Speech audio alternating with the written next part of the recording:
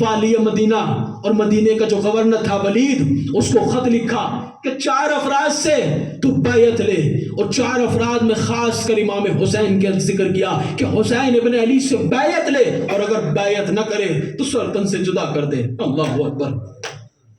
قاصد آیا، امام مسجد میں تشریف فرما تھے، جب مسجد میں بیٹھے ہوئے اور عبداللہ ابن زبیر بھی تھا، ایک مرتبہ قاصد ولید آیا کہ آپ کو امیر نے بلایا ہے، رات کا وقت تھا۔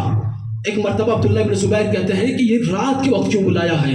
تو امام حسین نے کہا مجھے لگتا ہے کہ ان کا جو ظلم کا دیوتا تھا، جن کا سرغنہ تھا، وہ ہلاک ہو گیا ہے اور یزید تخت خلافت پہ ہے اور بیعت چاہتا ہے۔ تو ایک مرتبہ عبداللہ ابن زبیر نے امام حسین سے کہا تو آپ کیا کریں گے؟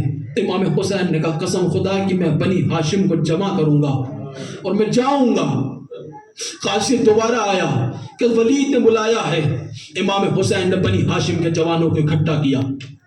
ایک مرتبہ ولید کے دربار کی طرف چلے، ولید کے دربار میں پہنچے اور بنی ہاشم کے جوانوں کو سمجھایا کہ دیکھو ولید نے مجھے اکیلے بلایا ہے، میں اکیلے جاؤں گا، تم سب باہر رہنا، اور ہاں اگر میری آواز بلند ہو جائے تو تم سب کے سب اندر آ جانا۔ امام حسین پہنچے، کیا دیکھا؟ ولید تخت خلافت پہ، سلام دعا ہوئی، سلام دعا کے بعد اس نے بیعت کا مطالبہ کیا، یزید کا خط سنایا۔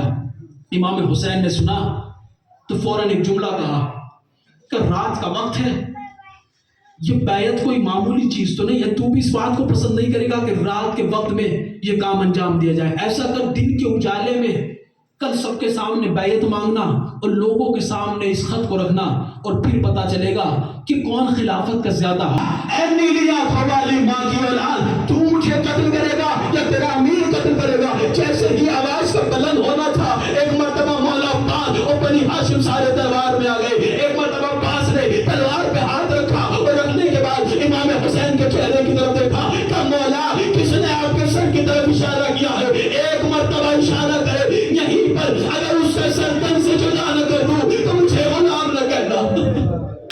عباس کو چلا لایا، مولا نے کہا عباس یہ مدینہ ہے، کربلا نہیں ہے۔ عباس کو روک دیا گیا۔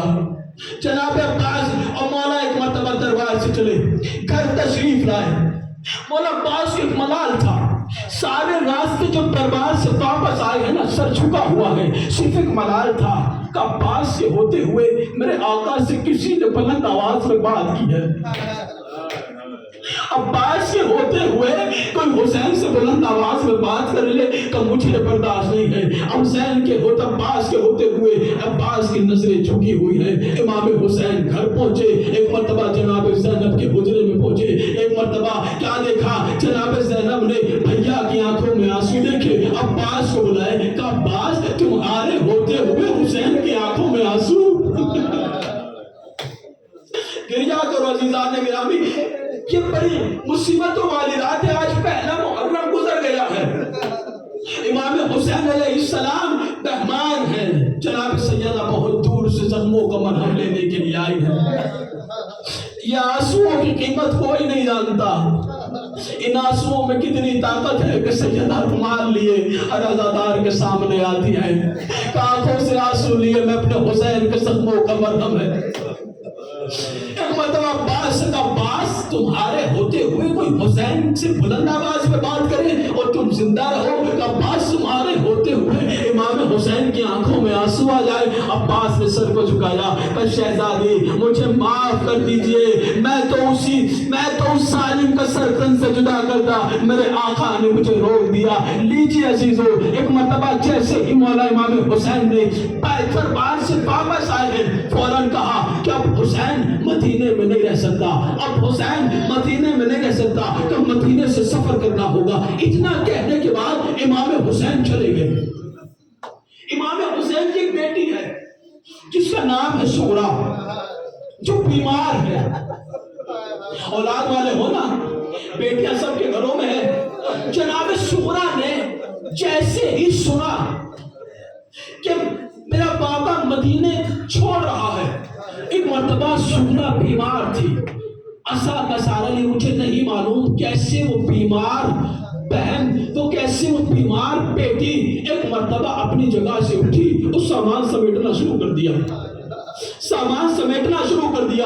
ایک مرتبہ جناب رباب نے دیکھا، جناب رباب آنے کے بعد ایک جملہ کہتی ہے، سغرا تم سامان کیوں سمیٹ رہی ہو؟ کیا تم نے نہیں سنا میرا بابا مدینے چھوڑ رہا ہے؟ کیا آپ نہیں جانتی؟ کل جانتی ہوں، لیکن تم کیوں اپنا سامان سمیٹ رہی ہو؟ اس لیے کہ مجھے بھی اپنے بابا کے ساتھ جانا ہے۔ جانتے ہیں کہ مجھے بھی اپنے بابا کے ساتھ جانا ہے۔ کیا تم نے اپنے بابا سے پوچھا کہ وہ تم کو مدینے سے لے جائیں گے؟ کہ مجھے پوچھنے کی ضرورت نہیں ہے، مجھے یقین ہے۔ کہ کیسے یقین ہے؟ کہ ایسے یقین ہے کہ میرا بابا اکبر کے بغیر نہیں رہتا اور اکبر صغرا کے بغیر۔ جزاکم اللہ، جزاکم اللہ۔ مولا آپ کو کوئی غم نہ دے سوائے غم مظلوم کربلا کے۔ مولا ان آوازوں پر رحم نازل کرے، مولا آپ کو کوئی غم نہ دے۔ دیکھا ایک بیٹی کا اطمینان، دیکھا کہ کتنا یقین ہے کہ میرا بابا مجھے ضرور لے جائے گا۔ ہر باپ والے بیٹھے ہیں نا یہاں پر، بیٹیوں والے بیٹھے ہیں نا، احساس کریں گے بیٹیوں کو باپ سے کتنی محبت ہوتی ہے۔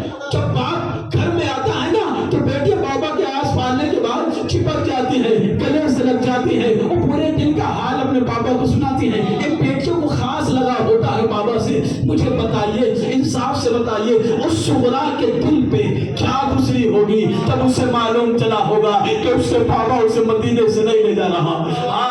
آپ کے نواسے کو، آپ کی امت سے شکایت ہے، میں مدینہ چھوڑ رہا ہوں، مگر پورے مدینے سے مجھے روکنے والا کوئی نہیں آیا۔ اے رسول کے نواسے رک جاؤ، اے رسول کے نواسے رک جاؤ۔ اے نانا میں مدینہ چھوڑ رہا ہوں۔ اماں کی قبر پہ آئے، آنے کے بعد سلام کیا کہ اماں سلام، آپ کا حسین مدینہ چھوڑ رہا ہے اور اب کبھی واپس نہیں آئے گا۔